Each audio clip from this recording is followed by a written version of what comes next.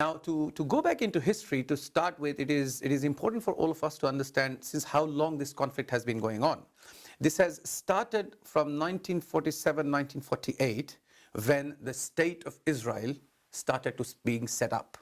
Now, that is exactly the time when the Palestinians were ruling Palestine for centuries until then. And Muslims, Jews, and Christians, they were all living in harmony and in peace as neighbors within the land of Jerusalem and its inhabitants and all the around surrounding areas. However, when the Jews were moved into the land of Palestine, when the Jews were moved in and around the holy city of Jerusalem, that is when all the conflict started to erupt.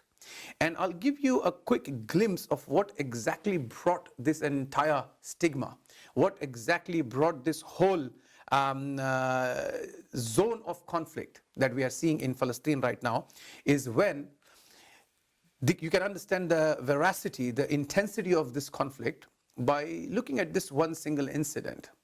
There were several attacks done by the Zionist Jews in Palestine against the British Empire of that time.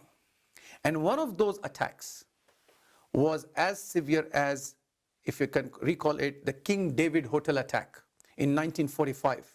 It was committed by the Zionist Jews of Palestine who were living there against, as I said, British Empire, against the British government itself, who actually brought them there.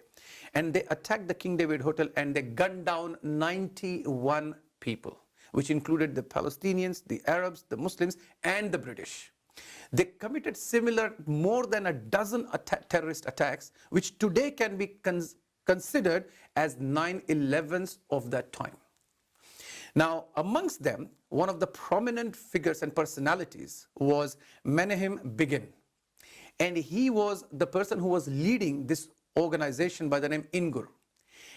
And he became to be known, because of his attacks, by the then British government as the terrorist number one of that time.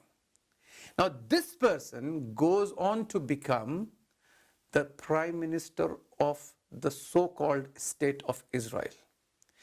In short, if somebody calls Israel as a state of terrorism, that would not be wrong, because that is the name given to them by their forefathers, by their godfather, the British of that time.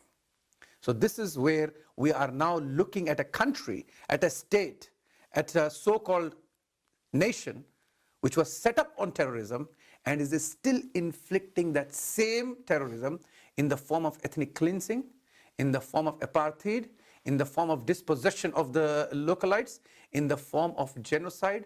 Rather, I would take the courage to call it the Holocaust 2 of the 21st century.